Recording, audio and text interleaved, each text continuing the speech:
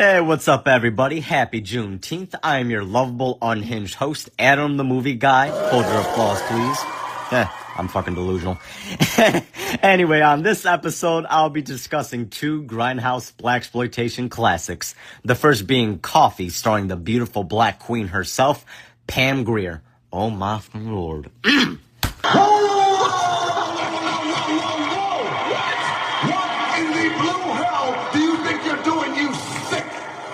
Okay, I'm sorry, guys. I'm putting it away for now.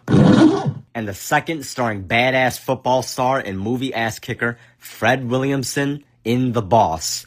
Now, for obvious reasons, I'm not going to say the original title since it contains a certain slur, which I'm sure you all listening can guess. You give up?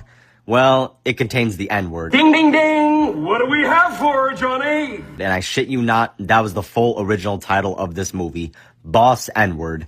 Now, I want to warn everybody listening right the fuck now, for the audio clips that I'm going to be playing for these movies, there are going to be uncensored racial slurs thrown around. I was originally going to try to bleep them out, but decided not to for the following reasons. 1, I personally hate censorship, and it's ridiculous since you already know what the fuck the character is saying regardless, okay? It's fucking pointless. 2, it's a sign of the times, guys. These films came out in the 1970s, and one of them was set during the time of the Old West post-Civil War, when that language unfortunately was used in those hateful, disgusting ways. I do not co-sign that language whatsoever. It's horrible, but I'm not going to censor it either. 3, and the biggest reason of them all. I'm too fucking lazy to bother censoring every single use of that fucking word. Besides, I can barely edit to save my life. You really think I'm gonna go that extra mile and have this take more time to finish by bleeping it out? Because if you do, you're out of your fucking mind. And as wild and ridiculous and heavy I get with my language, my only rule I have to myself is absolutely no racial or sexual slurs. Those are terrible fucking things to say and are pretty much the only types of words you will never hear me say on this show. Even I have my limits here. Now, you guys can't see what I'm doing, but I'm putting my foot down like Homer Simpson did in that one episode of The Simpsons. Marge, I never put my foot down about anything, but I am severely tempted to do it over this. Marge, I'm sorry. I think it's coming down. It's coming down. My foot. That's it, Marge. It's coming down. The foot is spoken. And besides, it's not like I'm Quentin Tarantino. I'm not rich, famous, or cool enough to get away with it. He's out of line, but he's right. Now, hang on. Let me check with my buddy. Hey, Julius! I dare you. I double dare you, motherfuckers. Well, that settles that. Now, let's start the show off with some hot coffee. And let's kick this bad motherfucker off.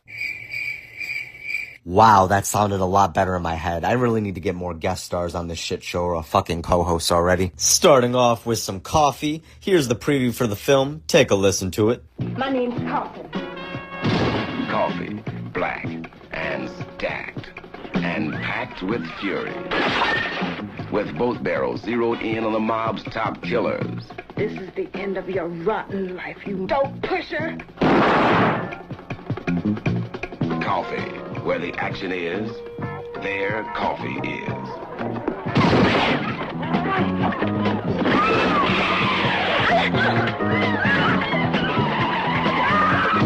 Coffee, godmother of them all.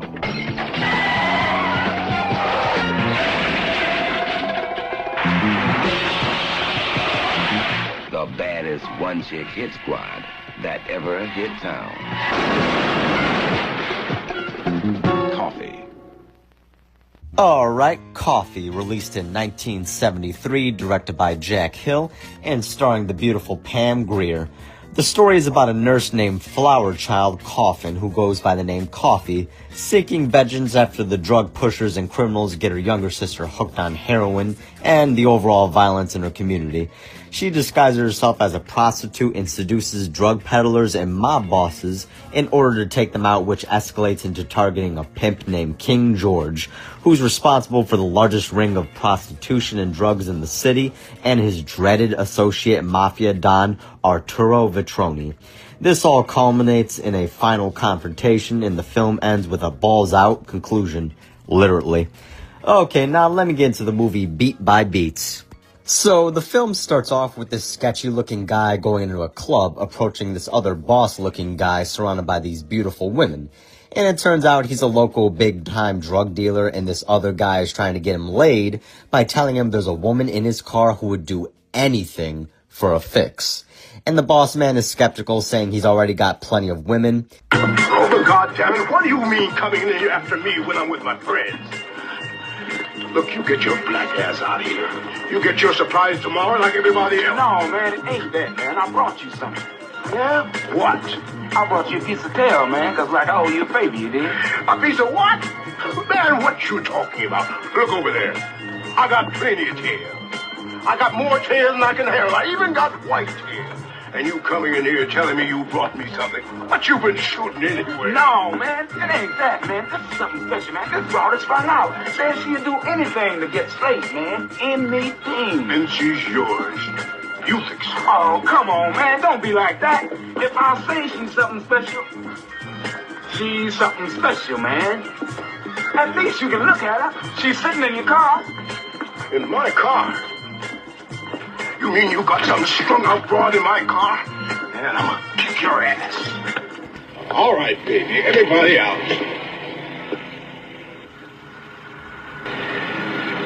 You say she'll do anything? That's what she said, man. Think she's something too much for me. Get in. You drive. And he's not exaggerating. I mean, this guy is pretty much up to his ears in pussy, to the point where he's drowning in it. But once he sees the woman in his car, who is our main character and hero, Coffee, he immediately folds and decides he's tapping that ass. I honestly can't blame him. If I saw Pam Grier in the back of my car saying she would fuck me in exchange for a favor, that back is getting blown the fuck out that night.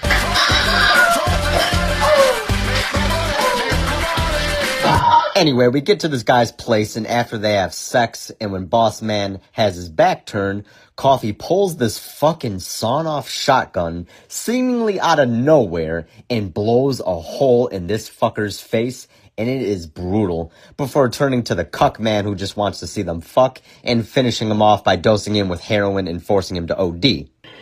This is the end of your rotten life, you motherfucking dope pusher.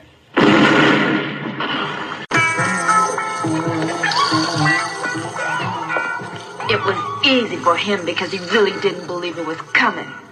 But it ain't gonna be easy for you because you better believe it's coming. Wait. What do you want to go and do this for? Why? Look here. I got your fix. Don't you want your fix? No, but you do. I don't get this. What do you want with me? My name's Coffin. LaBelle Coffin is my little sister. LaBelle. Shooting smack got 11, and you got her out of your dirty shame. Please. Her whole life is gone. She can never get it back. And you're living real good. That ain't right. It ain't right. So go on and take the shot. I can't. That'll kill me. Maybe it will and maybe it won't. But if it do, you're gonna fly through them pearly gates with the biggest fucking smile St. Peter ever seen. No. I don't even remember your little sister. No. We then pick up at the hospital where Coffee is an ER nurse, where she meets up with her friend Carter, who's a cop, and is discussing the death of the two guys Coffee just offed, and he has no idea it's Coffee that's responsible. The next day, Coffee and Carter visit Coffee's sister LaBelle in the juvenile rehab center, and in the car afterwards, Coffee is emotionally venting to Carter about her whole family situation as well as the drugs destroying their community, with Coffee frustrated as fuck, the police can't or just straight up won't do anything about it, with Carter unknowingly giving her the idea to go up the chain of who's pushing this shit on the people, while also pointing out it's a pointless cause going after low-level drug dealers in a very short but good scene. Here's the audio, take a listen to it. So when I got my certificate, I moved up here so I could make more bread to send some home to LaBelle, paying for music lessons and dance classes, so she wouldn't end up hustling like my older sister. But when you got a sister who's hustling and a brother who's snorting coke and shooting up, then I found out about a month ago.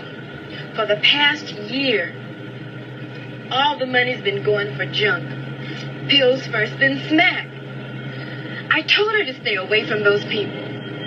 But some junkie knew she was getting money, and he started leaning on her. You know how it is. Carter, wouldn't you want to kill somebody who had done a thing like that to your little sister? Sure would. Then you think it'd be right? What? To kill some pusher who's only selling so he can get money to buy for himself? What good would that do, Coffee? I mean, he's only part of a chain that reaches all the way back to some poor farmer in Turkey or Vietnam. What would you do? Kill all of them? Well, why not? Nothing else seems to do any good. You know who they are. Everybody knows who they are. Now, you're a cop. Now, why don't you just arrest them? It's not that simple, Coffee. The law can't do that. You bet it can. And I know why it can't, too. Because the law is in for a piece of the action. Not all of it. Coffee then meets up with her councilman boyfriend Howard and the police commissioner at a club, and your attention is immediately drawn to the topless blonde in a thong dancing next to them. Sounds like my kind of place, personally. Anyway, while they're talking at the table, this sketchy, one-eyed Igor-looking motherfucker called Aleva gets his picture taken, or to be more accurate, he's in a picture in the background, and that pisses him off to the point where he follows this poor camera girl into the back room and demands the camera film, and just straight up assaults her, pulling her shirt open and threatening to cut off her breasts if she doesn't give him the fucking footage. I'll have to take that, sweetheart. What? Get out of here. What do you want? Shut up, or I'll cut it off. No, I don't have time to fuck around. Just give me the film.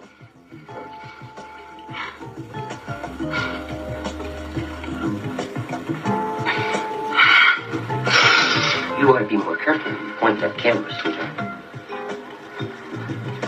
Holy shit, talk about unnecessary. I felt so bad for this young woman who looks like some college student working her usual shift, and this creepy psycho just scares the living shit out of her and pretty much gropes her.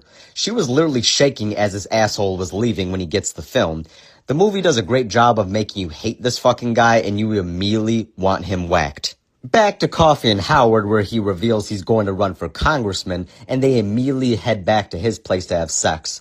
Then Coffee drives to the hospital and meets up with Carter, and they go to his place, where Coffee is about to tell Carter what she has done, but before she can reveal the truth, Carter gets a call from another cop who's in on the take with the mobsters, and he rejects the offer. Carter explains his situation to Coffee and how these people are connected to a pimp named King George, and then suddenly Carter's door is being busted the fuck down by two thugs who beat the living shit out of him with bats and assault Coffee as she tries to stop them before leaving.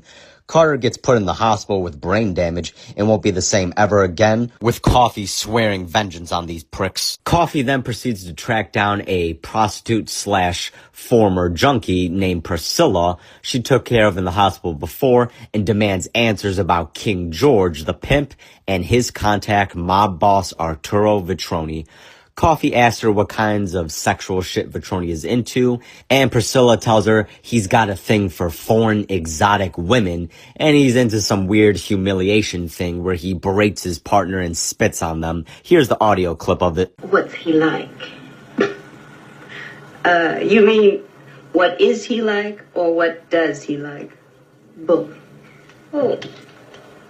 Well, he's kind of freaky. Not too bad.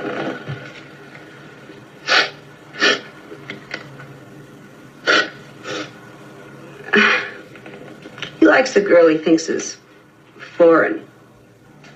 Exotic, you know. I mean, you tell him that you are the queen of the giant cluck-clucks from inner Siberia, and he starts dripping in his pants. And the only way he's going to get it off is to have you crawl around the floor, talk bad to you, spit on you, things like that. Where does King George find girls that'll do that kind of an act? Through his pushers, mostly. They find strung-out chicks that do anything to get straight. He has got people all over. Now, one more thing. Where does he keep the supply? Hey. What are you trying to get me killed? Come on, Priscilla. Where does he keep it? You know, don't you? You lived with him. You get out of here. Right now. Go on. Get out of here. Coffee demands to know where his supply stash is and threatens to cut up Priscilla's face with a broken bottle until she tells her. Then Priscilla's lover comes in and busts down that fucking door like a badass, and she is this huge black woman named Harriet who looks like she could break a motherfucker in half, and Coffee hightails it the fuck out of there. Can't say I blame her. Scared the shit out of me. We then meet this pimp, King George, okay? And this fucking guy looks absolutely ridiculous with his yellow pimp duds and cane. But you know what? I gotta give him credit because he walks into this pool/spa place in broad daylight with absolute confidence. It's kinda great. Anyway, he meets Coffee, who contacted to meet him there, and she's pretending to be a high-class Jamaican call girl with this terrible fucking Jamaican accent that wouldn't fool anybody with a single brain cell. So basically not even me. Take a listen to their talk. You're the lady from Jamaica who called me. That I am, man. And I can see that you're not at all disappointed, of course. So I'll come straight to the point, as I like to do. Boss! Another drink for my friend here. I presume a champagne cocktail is sufficient? Good, man. Now, I assume you've got complete protection from the police, have you? Of course. Of course, man. Now, I contacted you as soon as I arrived from Kingston because I'm told you are the very best there is in your business. That right, man? I'd say so. Good, man. Now, I don't do no leather work, man. No whips, ropes, chains, or none of those fetish freaks. Just plain sex. But for that, I don't mind saying that I am the very best in my business. We'll just have to see about that. Won't we? Of course, man. We then get taken to King George's office, okay, with all his call girls who are all wearing bikinis with the exception of this really hot blonde one named Jerry, who's completely buck-ass naked laying down on the couch, who gets requested by some dude on the phone, and during this phone conversation, I'm getting intrigued, okay, because the hot receptionist pretending to be Jerry for her, taking the call, is somewhat hyping it up like the caller is into some real kinky shit, okay? And the whole time I'm nodding my head like, okay, laughing. Okay, pal, let's see what floats your boat. Okay. Only to be disappointed with how simple and vanilla his fucking interests are. Take a listen to the audio clip of the phone conversation. I got your number from Lois. You remember Lois. Well, I'm new in town and I thought you might like to meet me. What do I do? What do you want? Ah, yes, I know all about that. Lois told me and it turned me on. Oh, I have long blonde hair, blue eyes, creamy skin, and I'm very busty, I guess you could say. I guess so. What's your address? Good grief. Half hour? Bye. Jerry, this is for you. Better get dressed. Shit, Helen. Come on. It's only a blowjob in his office. All right. I'll be back soon and take the rest of the night off. Seriously, what the fuck was all that build-up hype and all this guy wants is a blowjob in his office like he's the fucking president? Hello, Mr. President. And there she is, the girl who sits under the desk and sucks me off like I'm Bill Clinton. No, sir, that's not my job. I'm your secretary. Even better. Now hurry up and get down there. I'm ready to get impeached. No. I was disappointed. Hell, if I'm gonna call an escort, I'm getting my fucking money's worth, okay? I mean, come on, not even role play. Put some effort into it and be theatrical at least. Like when Alan from 2.5 Men was role-playing as a Catholic priest and his girlfriend was a naughty college girl confessing her sins. Father Huggy Bear! Yes, my child? Not exactly my bottle of Jack, but I can respect the effort they put into it. Now, what I would have asked for... Now, hear me out, guys. Keep your fantasies to yourself.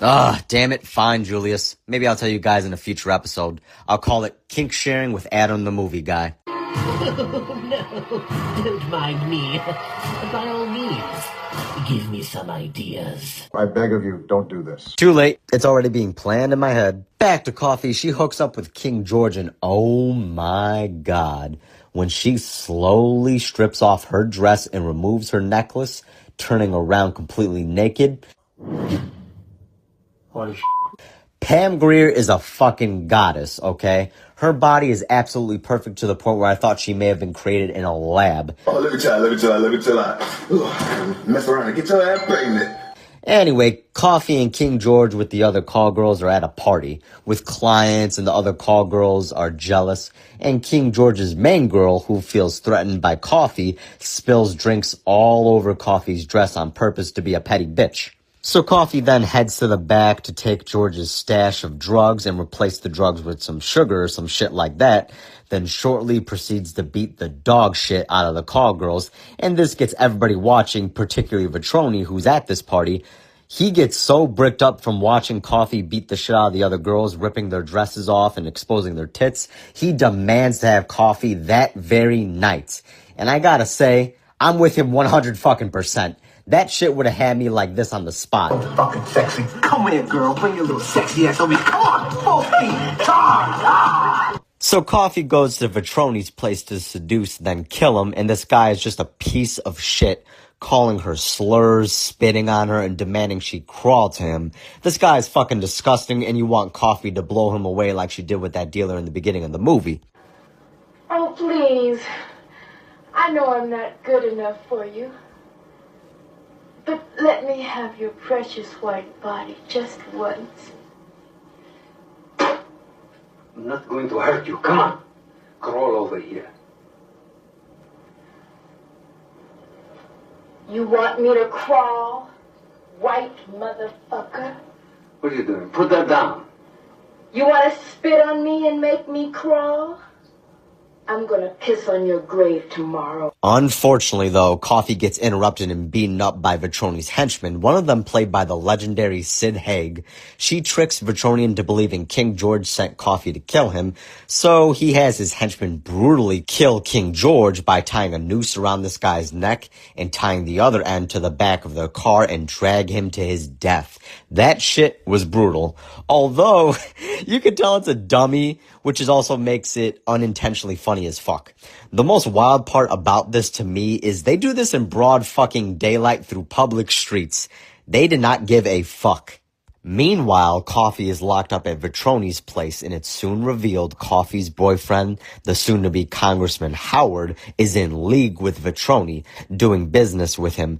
Coffee is then dragged out to Howard, who is completely dismissive of her. Gotta hand it to you, Oliver. You're 100% right. He knows her all right. He introduced her to me one night. Sure, I know her. She's just some broad I fuck. But what's she doing here? This broad you fuck tried to kill me. And Vetroni demands to know if Howard was behind his assassination attempt, which Coffee says he had nothing to do with. Coffee convinces Vetroni he had nothing to do with the attempt on his life, and he even tells Vetroni and his men that they can kill Coffee. As far as that chick over there is concerned, I'll tell you how much she means to me. Take her.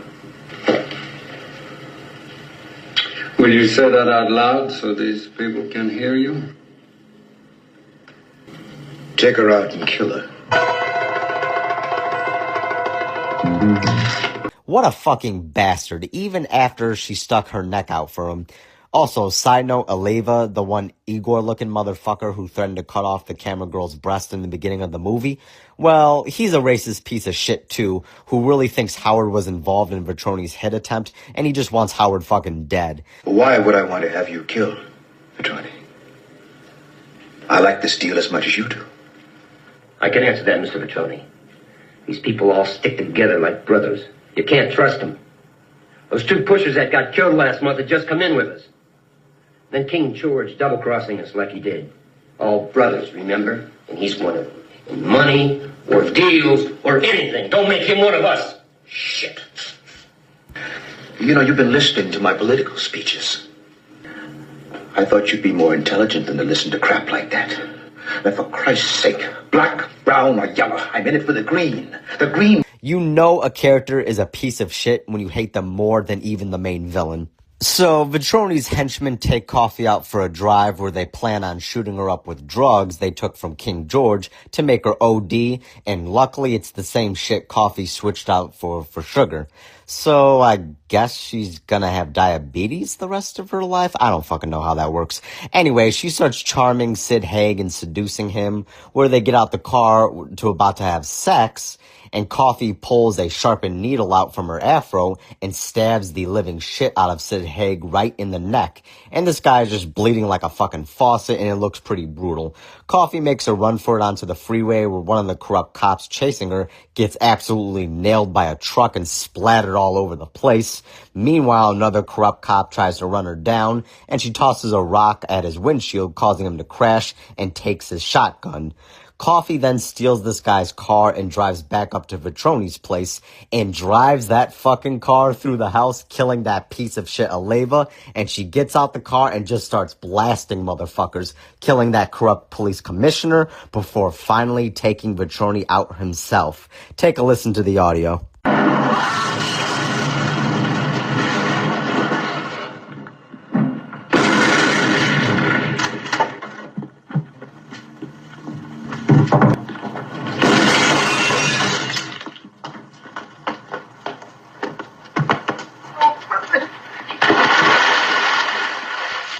Shit.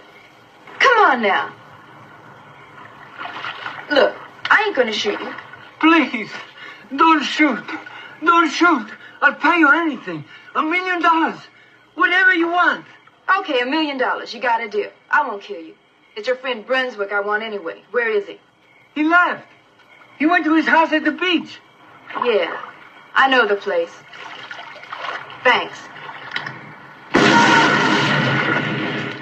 Oh, that's a present for my little sister. Coffee then drives up to Howard's place for a final confrontation and has him at gunpoint, and Howard desperately tries to convince Coffee to spare him and says he loves her and tries to feed her his smooth talk bullshit on how he tried to do what's best for their community. Hello, Howard. Come on and sit down and talk to me. I'm not mad at you. Coffee, baby. I'm glad to see you. I knew they weren't really going to do it. Oh, I ain't here because they didn't try, lover.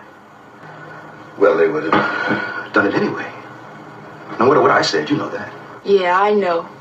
I told you I ain't mad at you. Why don't you just let me have the thing? No! And before you try to take it, I think you better know that all your friends are dead. Vitroni, Ramos, McHenry, and some others, too. I killed them all. You? I don't know how I did it. It seems like I'm in a dream. And I'm still in this dream, Howard. And it wouldn't take much for me to kill you now. Well, I can see how you might feel that way, but you don't understand all the facts. Now, I did what I did for my people, for our brothers and sisters. You shouldn't talk to me about sisters, Howard. I've got a sister. Look, why don't you just relax and let me pour you a drink. You're upset, man. You can see that, can't you? I can see plenty. I can see how each time a kid rips off a car or appliance store at somebody's house to get money for a fix, you get your cut. Yeah, don't be naive, baby. You think if I weren't mixed up with the rackets, there wouldn't be any rackets? Wherever there's a need, somebody comes along to fill it. Black people want dope, and brown people want dope. And as long as people are deprived of a decent life, they're going to want something to just plain feel good with. And nothing's going to change that, except money and power. And that's what I'm after, baby. Power to change things for our people. I want to get all that money back into the hands of black people like you and me. Yes, like you too, Coffee. And you can help me, baby, to make a better life for our people. Bullshit! You're just selling out to the white gangsters and businessmen. You're worse than they are. And I loved you. I loved you so much. You still do, baby. You know it. And I love you. And we're going to do big things together, baby. Because you're my woman, Coffee. And maybe I have done a few bad things, but that's the way the world is today. Sometimes you have to do a few little wrong things in order to do one big right thing. And that's what I'm trying to do for you and for our people, that one big right thing. You always were a good talker, Howard. You could talk me into almost anything. But I don't know. I just don't know anymore. All you have to know, baby, is that I'm your man. I'm going to take care of you and I'm going to steer you straight. I've been missing you these past few days, Coffee. And I've been wanting you real bad. Now, why don't you just put that thing down and come and fold yourself up in my arms? And I'll make all this crap go away like it's never been. And it almost works until Howard's new lover comes out of the bedroom topless, and it's this beautiful white blonde girl, and that was the final fucking straw, and Coffee pulls that trigger, shooting Howard right in the dick, leaves the house, and walks off as the sun rises, ending the movie. Now come on. Howie, what are you doing? Come back to bed. Coffee, baby. You gotta understand, I thought you were dead.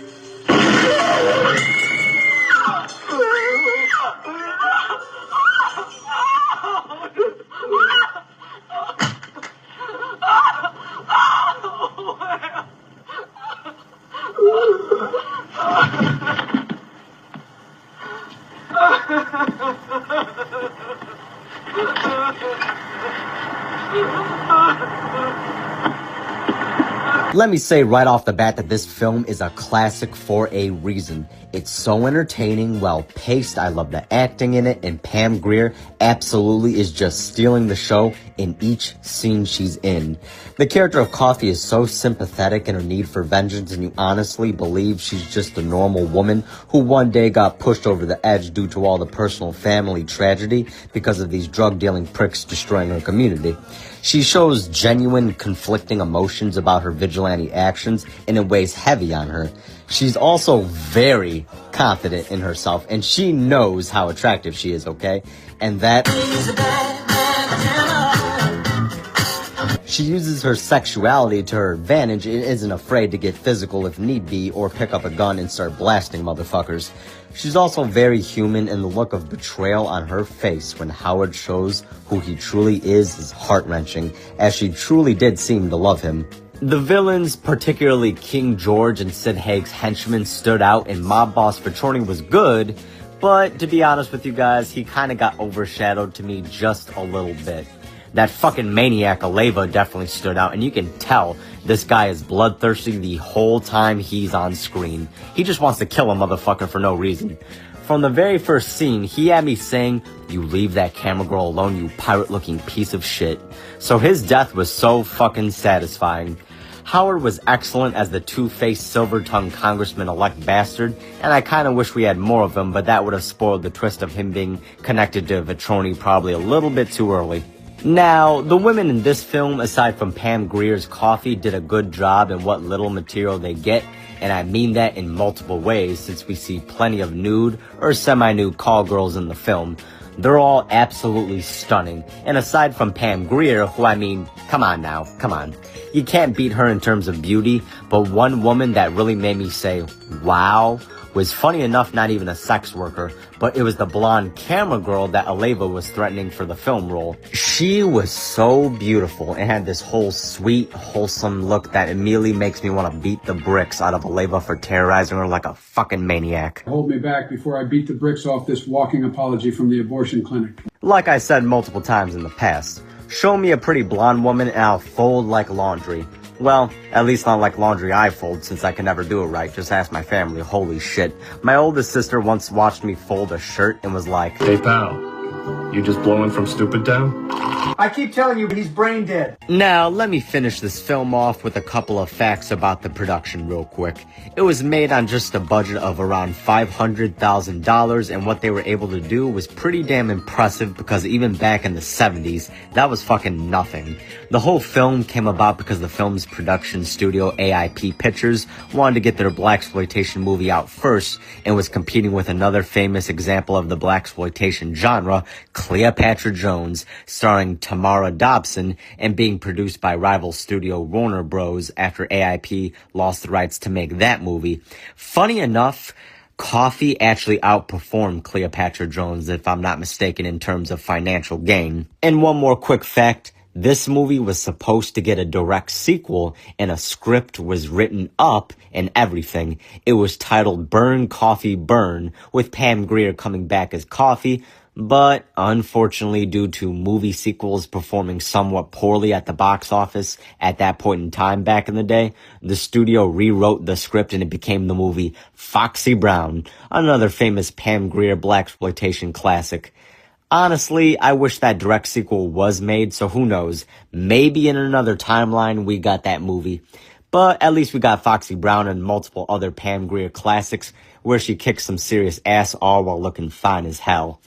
Now, to close this movie off, I'm going to give my rating using the 0 to 5 star system. And this movie earns 4 stars out of 5 for me. I think it's great and I would definitely recommend everyone check it out.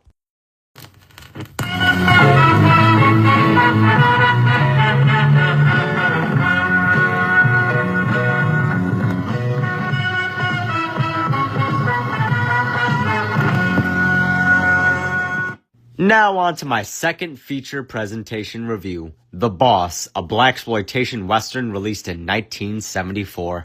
I'm going to play the preview of the film, and I want to warn everybody right now, this is the segment of the episode where you will hear racial slurs from the audio clips of the movie, and even the preview, where the full uncensored original title of the movie, as well as the theme song, contain that awful word.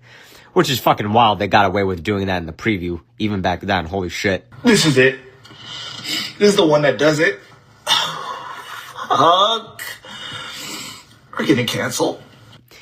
Now, everybody take a breath and brace yourself, because here is the uncensored original 1974 preview of The Boss. Take a listen to it. Well, hang on everybody, I'm getting a call. Hello? What the fuck do you mean I can't play it uncensored? Oh, come the fuck on already. I said it was going to be uncensored. Now you want me to bleep out every fucking slur? Do you have any idea how long that shit is going to take me to do? Alright, okay, I'll do it, but it's going to be half-assed and shitty. Yeah, whatever. Just get the fuck off my back. Alright, update, folks. Apparently, I can't play the uncensored version of the audio clips because it turns out the suits in charge of the platforms I post my episodes on don't really take too kindly to unbleeped out slurs, even though it's a fucking movie from the 1970s, for Christ's sakes. So, while I am going to play the audio clips and theme song as well as the preview, which is next, my hand is being forced here and I have to bleep out all slurs. Having said that, I'm not happy about my work getting fucked with, and not to mention my workload being added to, since now I have to bleep out every fucking use of you-know-what. And full disclosure, I'm gonna do a shitty job of it since I never had to censor out bad language, except for that SpongeBob anniversary special I did, and that was by my own choice, since it was a reference to an episode where SpongeBob and Patrick swear, and all we heard was dolphin noises. So, let's get this show on the road, and here's the, censored preview of the Boss movie. They call him Boss. Boss. They rode into a white man's town.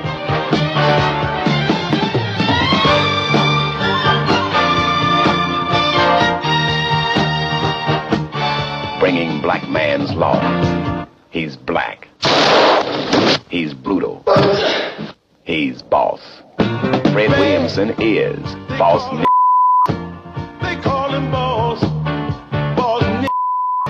I just swore in your new deputy. Made myself the sheriff. Being called a in public. Now that's $20 or 2 days in jail.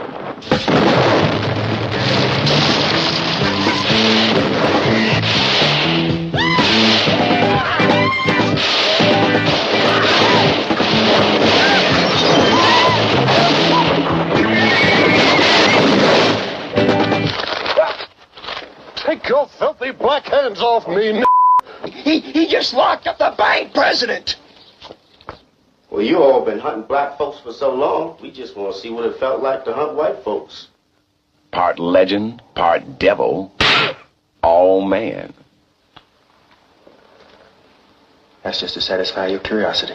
Good morning, gentlemen. It's my pleasure to tell you that... Sir, you are interrupting our breakfast. We never discuss business while we're eating. Where'd you learn to talk like that? I've been wanting to say that to somebody for 8 years. My slave master said that to me once. It sounded so pretty, I never forgot it. We got that nigga, let's go!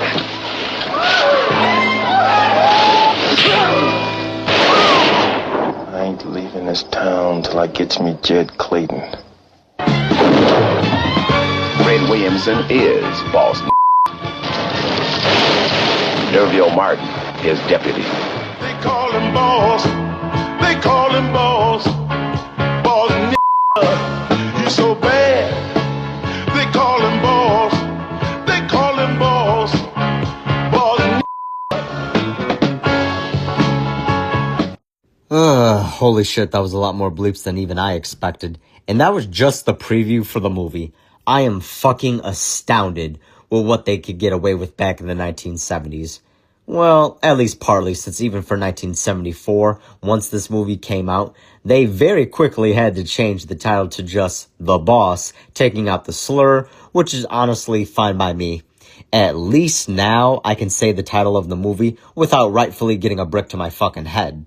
And man, was the preview right up Quentin Tarantino's alley, since he emulated so much from not just this film for his Django Unchained movie, but many others. I honestly got this theory that Quentin Tarantino did one of those DNA Ancestry.com kits and found out he was part black just so he could say slurs for his movies. It probably went something like this. You're 1% black? That's right, nigga. You can't say that word. Yes, I can. I have the pass. I've been saying it all day. I can't stop saying it. I was singing niggas in Paris in the car on the way over here. I think you have to be a certain percent black to say that word. Wow. The white man trying to bring a brother down. Yeah, that about sums up Tarantino. Love his movies though, so I can't be mad.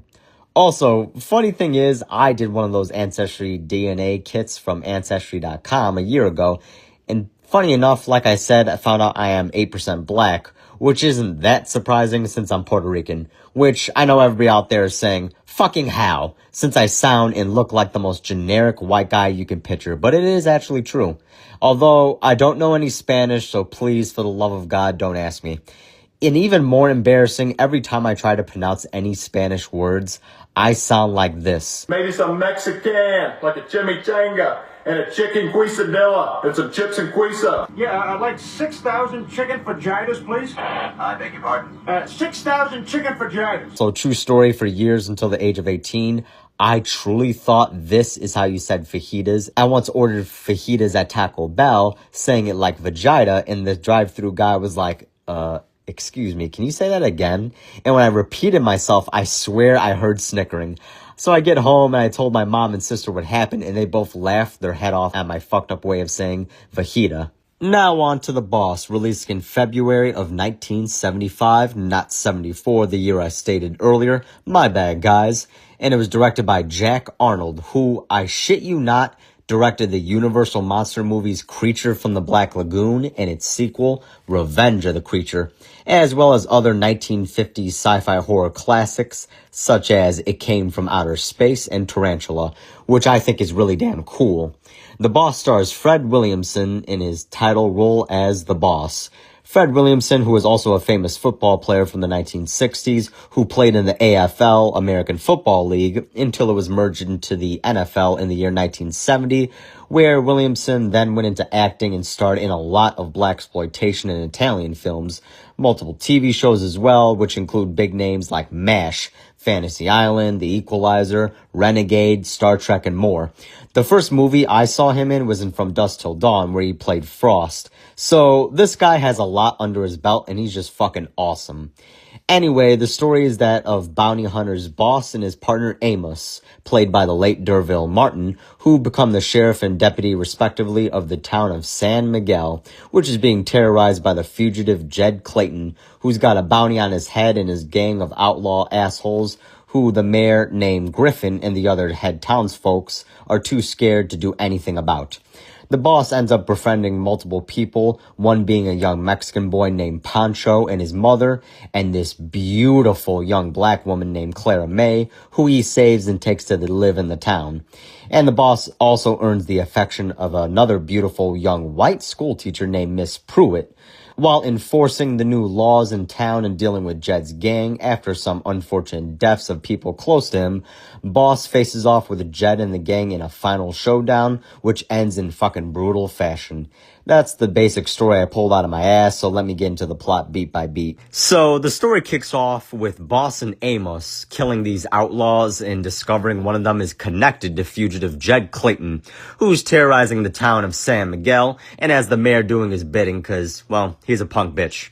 The outlaw the guys killed had a letter of a job offer to become the sheriff of the town, so Boss and Amos head out to the town of San Miguel, but not before collecting their bounty from the sheriff. And probably one of the best intro opening credit scenes for a Western hero I have heard in my entire fucking life. I cannot believe they got away with this as the original title of the movie and made it the fucking theme song. Fucking brilliant. Take a listen to this scene as the boss and Amos ride out to the town of San Miguel as the opening credits begin. Yeah, Sheriff, I wants to thank you. Sorry we ain't got time to stay for supper, but we got us some more whiteys to catch. Bye, Sheriff.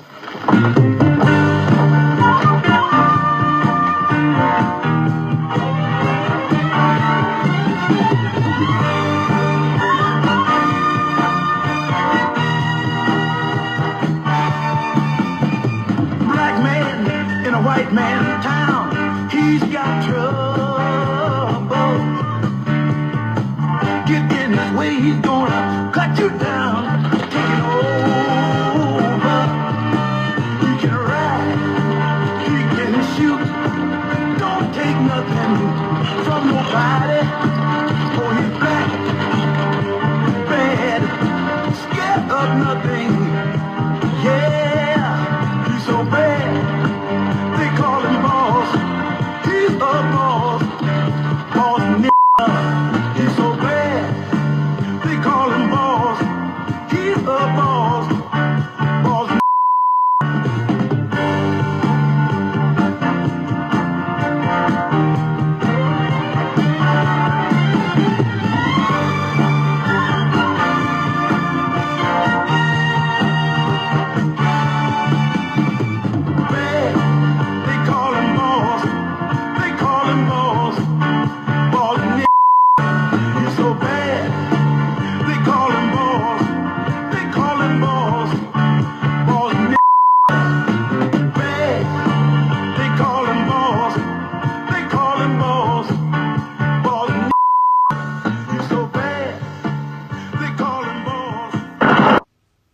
That's what I call a fucking opening credits scene.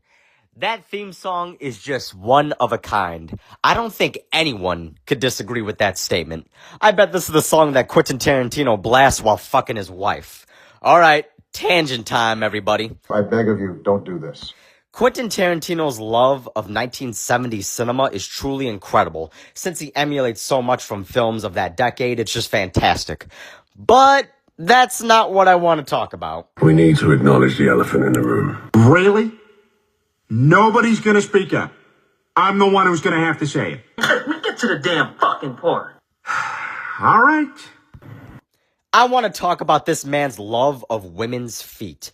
Damn near all his films have a close-up shot of a woman's foot, like he's seconds away from doing this behind the camera while filming. Excuse me while I whip this out. The most legendary example is the scene from Dusk Till Dawn, where Quentin Tarantino wrote and starred in as one of the Gecko brothers.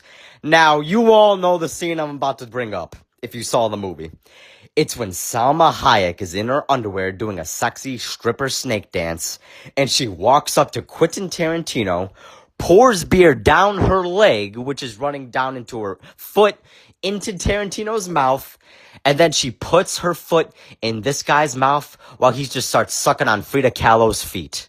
Now, think about that for a second, everybody. It is one thing to write that into the movie, But to put yourself in that role for what I strongly suspect was a big motivation for Tarantino is fucking astounding. The balls on Tarantino to just be putting his fetishes and kinks on screen is remarkable and ballsy.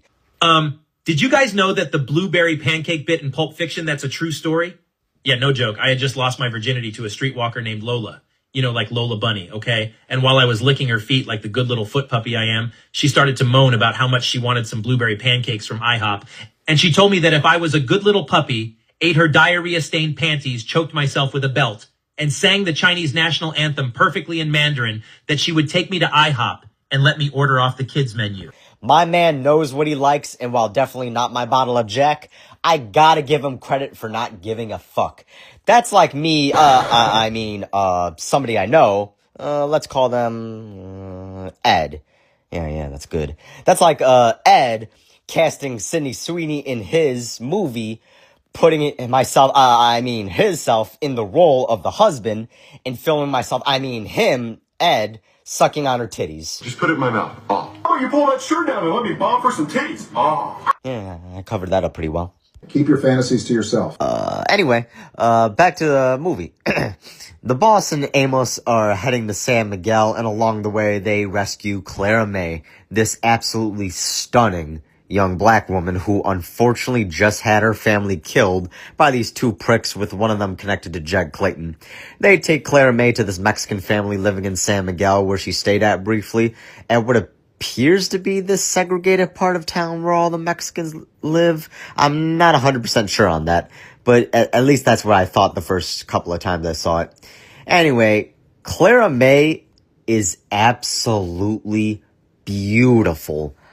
I never forgot when I saw this movie the first time, about a couple of years back, that first shot of her face and seeing her for the first time straight on, she immediately had me like, you're just too good to be true. Can't take my eyes off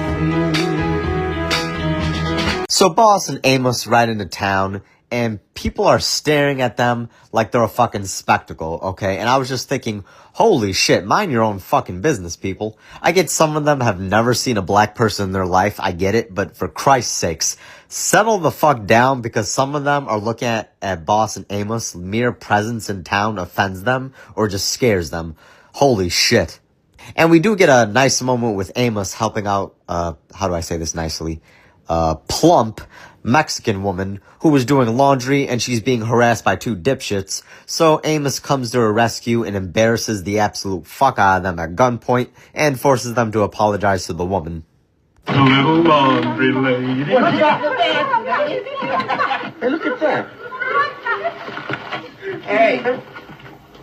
Now, why don't you all act like gentlemen and let that lady pass? Well, I'll pay. Come here and look at this. You know, I'd heard about these black devils before, but I sure ain't never seen one before. You know, this one even sasses, too. Yeah. I wonder if the black comes off. Now, I hope you're fast, because if you ain't, you is dead. Come on, get up. Come on. All I ask is for you all to act like gentlemen. Now apologize to the lady with the hats off. Oh, we sorry, we troubled you, ma'am. Now, I want you to just leave holding hands, real nice like. Skip along. Go ahead.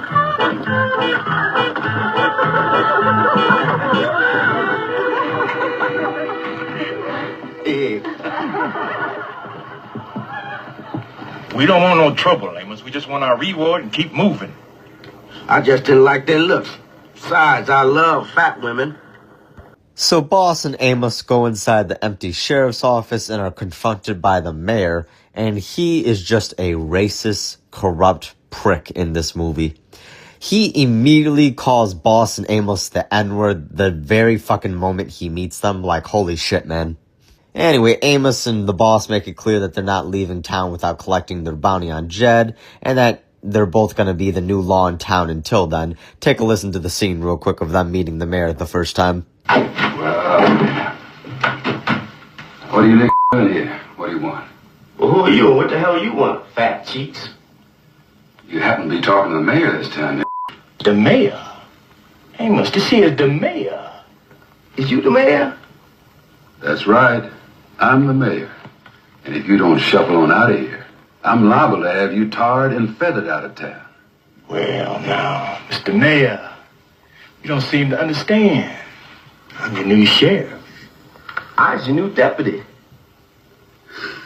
A couple of jokers.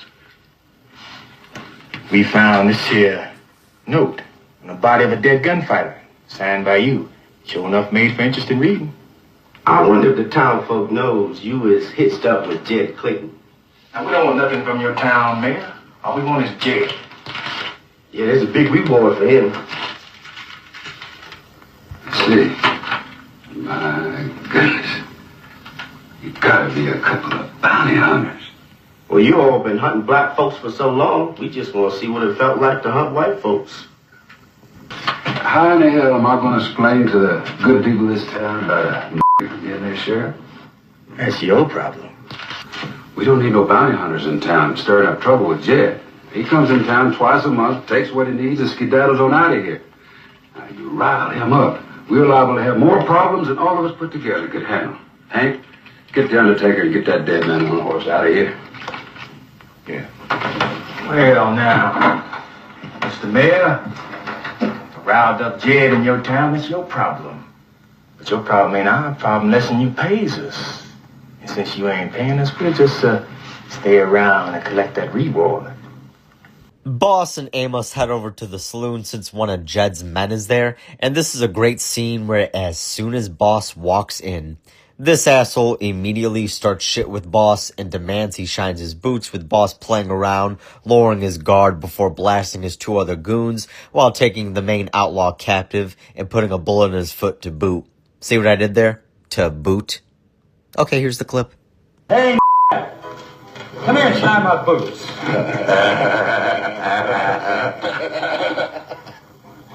Lisa? Yeah, you don't I see. Oh, thank you, sir. Thank you. Thank you. Thank you. I do. Thank you, sir. I've been chatting white folks moving their lives. Oh, I'm back to regulate. Oh, thank you, sir. I appreciate it. Thank you. Get a move on, boy. Come on. Warby thinks like he's walking. Shine him good, boy. Yeah, shine him good. He ain't never seen no polish here. Good job. Yeah, shine him good.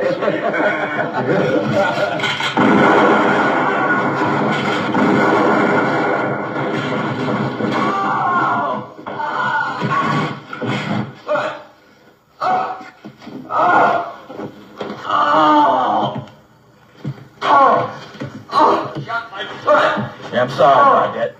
Yeah. Oh, I can't walk. I got a hole in my foot. You got one good foot.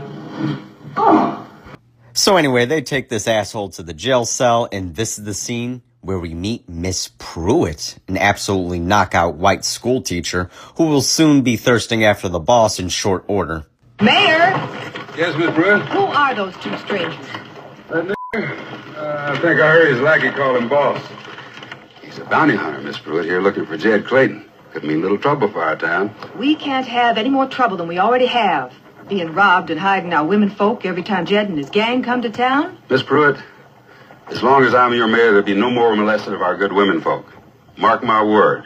I guarantee there'll be peace and prosperity in our little town.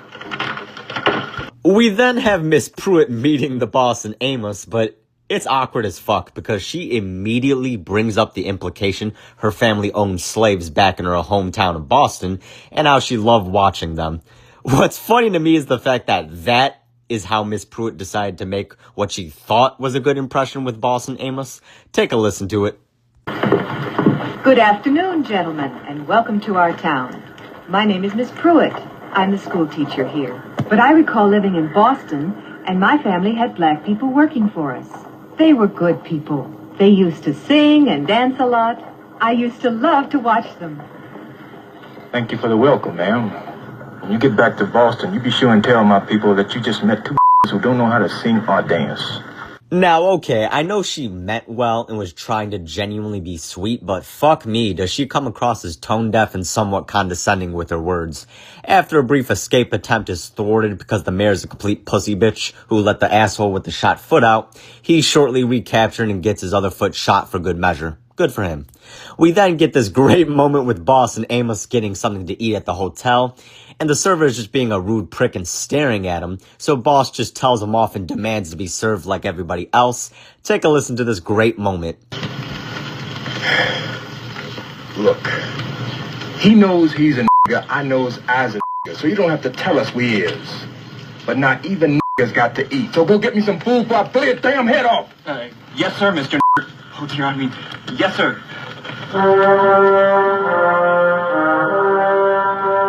This is one of my favorite moments in the entire movie because not only does it show Boss taking no shit from anybody and demanding basic human decency, it's genuinely fucking funny with the server's reaction. So anyway, the Boss and Amos get sworn in as sheriff and deputy by the mayor, all the while he's going behind their back to Jed to try to take the Boss and Amos out. So he's just a fucking coward. And he gets put into straight up villain territory in a later scene, which I'll touch upon very shortly. So anyway, Boss and Amos are sworn in as sheriff and deputy, and they start instituting new laws for the town, with one of them being no racial slurs, which leads to some pretty great interactions. Meanwhile, Boss checks on Clara May on the Hispanic side of town, where he encounters a starving Hispanic boy who's crying because they're so poor they can't afford food, and it's strongly implied that all the Hispanic folks in town are purposely segregated and mistreated. So Boss takes him and a group of Mexican folks into town to get food and supplies, and while Boss is taking the supplies, the store guy starts causing a scene, even though I'm pretty sure the boss is going to indeed pay for that shit anyway. And the store dick calls Boss the N-word, so Amos says he's being arrested unless he pays a fine of $20 for disturbing the peace and calling someone the N-word.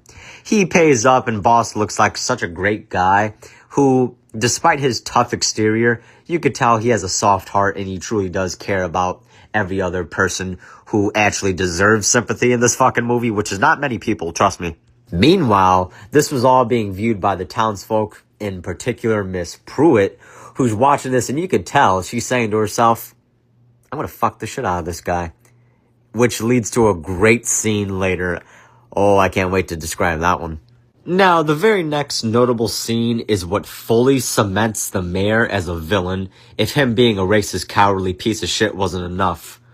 We cut to the night, and Clara May is drawing up a bath, and the mayor is being a complete creep just watching her in the most predatory fashion, like he's a fucking lion eyeballing a gazelle or some shit.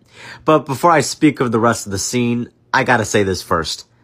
Clara May is hands down the hottest woman in the fucking movie. When she strips down naked and gets into the bath, all we really see is her naked back and ass, but I'll be damned, she just got me like...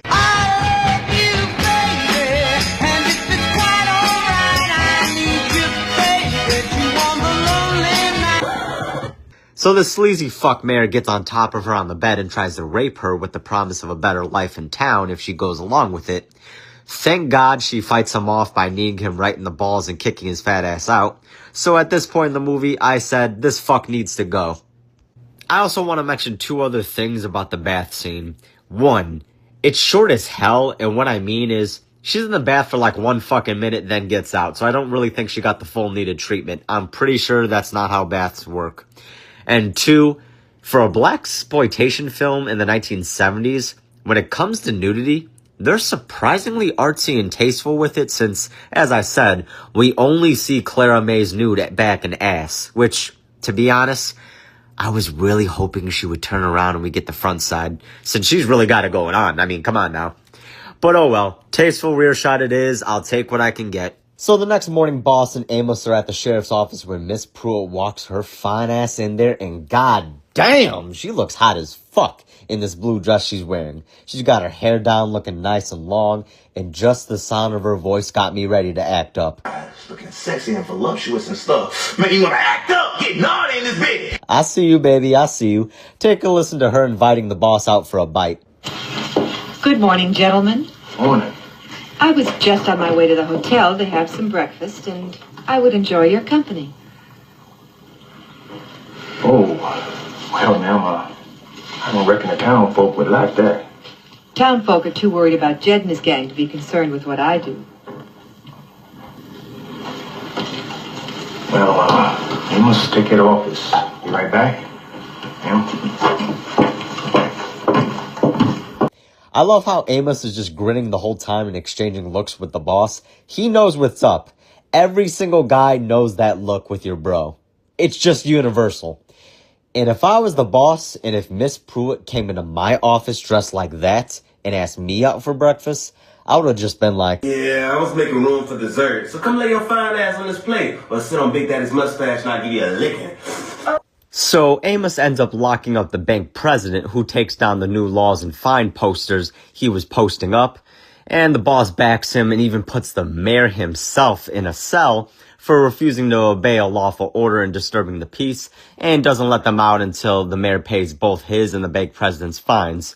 You know, I love this scene because it shows that Boss and Amos really don't give a fuck about the mayor's position, and show he's not above the law like he thinks he is. This is crazy. Who do they think they are? Ridiculous nonsense.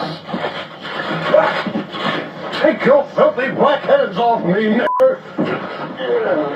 That white sheriff's deputy, he's going plumb crazy. He just locked up the bank president. What gives, Amos? I tacked up one of our posters in front of his bank.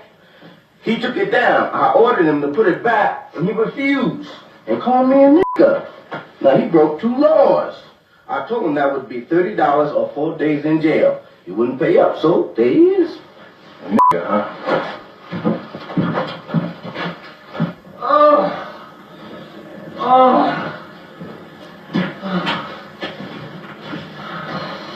So you call my deputy a nigger, huh?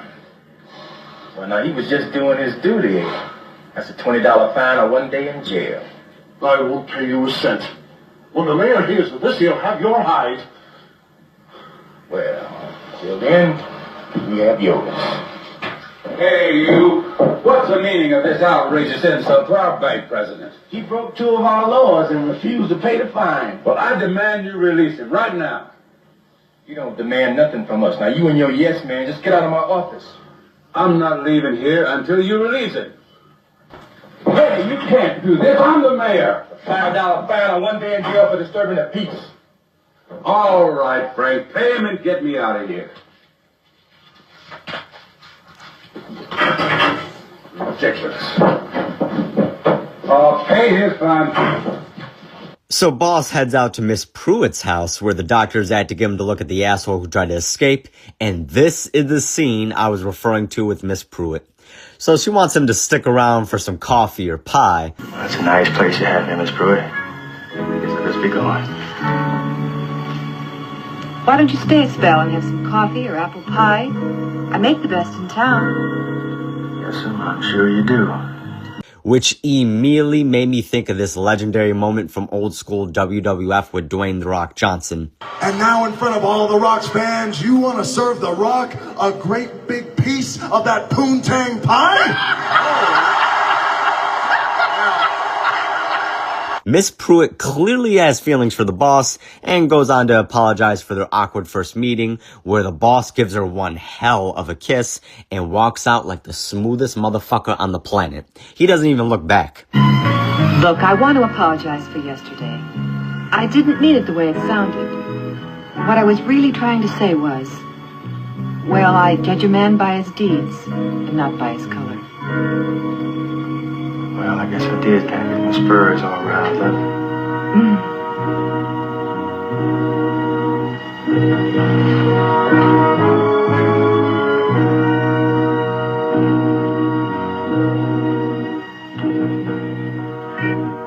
That's just to satisfy your curiosity.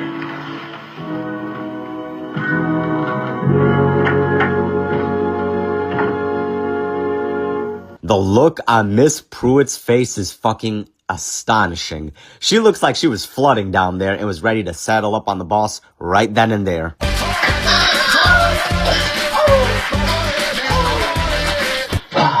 Side note, you know what I think it is, guys? I think it's the fucking cowboy hats, because they can make any motherfucker look good. Not to say the boss doesn't look good, because, I mean, it's Fred Williamson. I mean, he's a handsome son of a bitch. But I'm talking cowboy hats in general can make any Joe Schmo schlub off the street, aka me, look decent. When I put on a cowboy hat, this is immediately what I think of. Now every trailer park princess from Mississippi to Alabama will be wanting to lick my beanies and suck my weenies. The next big scene is Jed and his gang riding into town and attempting to break the asshole out of jail, nearly killing Amos in the process, then going to the Mexican side of town and capturing Clara May and killing off poor little Pancho in the process by trampling this kid with a horse, which was just fucking horrific. Thank God we don't actually see it, but we see just enough to be shocked. The boy's mother, Margarita, goes to town to deliver a message left by Jed and tells Boss the news of Pancho's death and Clara May's capture.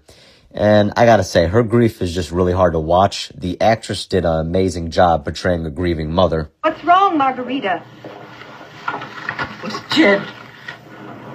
They came to my house. They took Clara May and they killed my Pancho. Pancho. Give me this. What is it? It's Jed. He kidnapped Clara May, and they killed Pancho. It's your fault that they killed my Pancho. Asesino! You never should have come here! Never! Pancho! Pancho! So Boss heads out to Jed's hideout and gets captured and beaten the fuck up until Amos comes to the rescue to take Boss and Clara May to recover at Miss Pruitt's house. And I love the little tension between Clara May and Miss Pruitt since they both have the hots for Boss. Now this is all building up to the final showdown, but unfortunately the movie does something I really wish they didn't. Before Jed and his gang head to town for a final confrontation and to take the supplies they want, they kill Clara May, which upsetted the fuck out of me. And I said, oh, come on, what the fuck? Killing her off just felt so unnecessary, man. We already had Pancho get killed, and we know this gang is a serious threat. Killing Clara May just felt extra, and I really fucking liked her. So we come to the final showdown in town, with Boss and Amos teaming up with the doctor and blacksmith, who the boss befriended, and everybody just starts blasting motherfuckers left and right, with Jed's men getting their asses kicked. But unfortunately, the doctor does get killed off by Jed himself, and the final fight between the boss and Jed in the saloon is a very quick and brutal one, starting off with them fighting hand to hand until both of them grabbing their guns and Boss is quicker to the draw. He delivers his killing shots, with the final one being right to Jed's fucking head.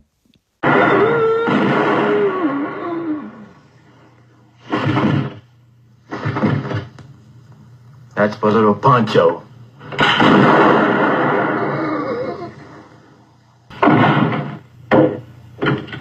That's for me.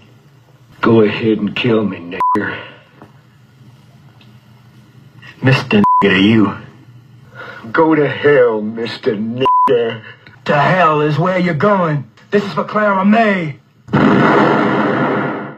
So Boss walks out of the saloon and gets shot multiple times by that corrupt piece of shit mayor, and before the mayor can kill him, Boss kills him with a throwing knife.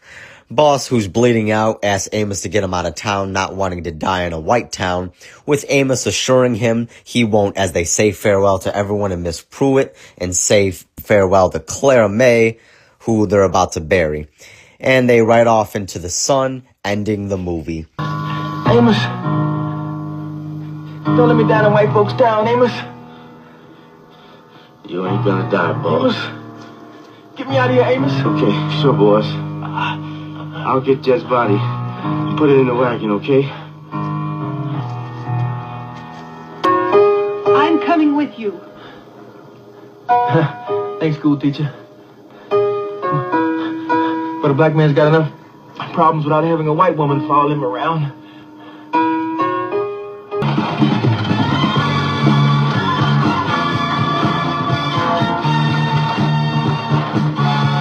Now, I'm going to get straight to the point. I love this movie, and it's one of my favorite Western films, but it's also one of my favorite blaxploitation films.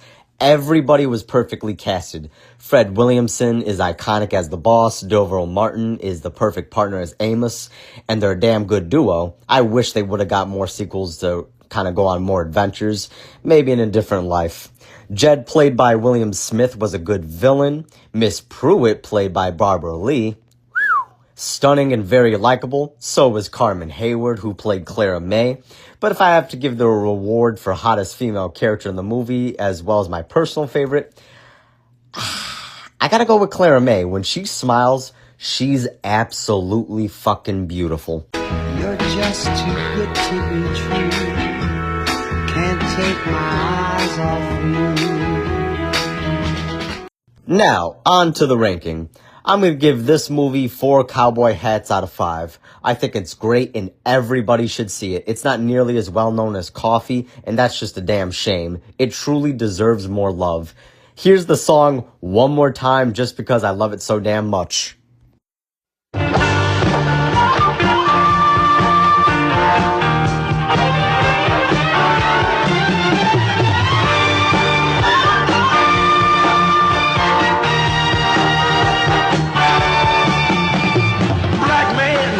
White man town, he's got trouble.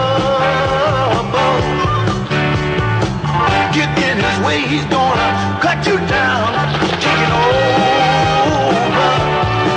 He can ride, he can shoot, don't take nothing from nobody. Oh, he's black, bad, scared of nothing. Yeah, he's so bad. They call him boss, he's a boss, boss nigga, he's so bad. They call him boss, he's a boss, boss nigga.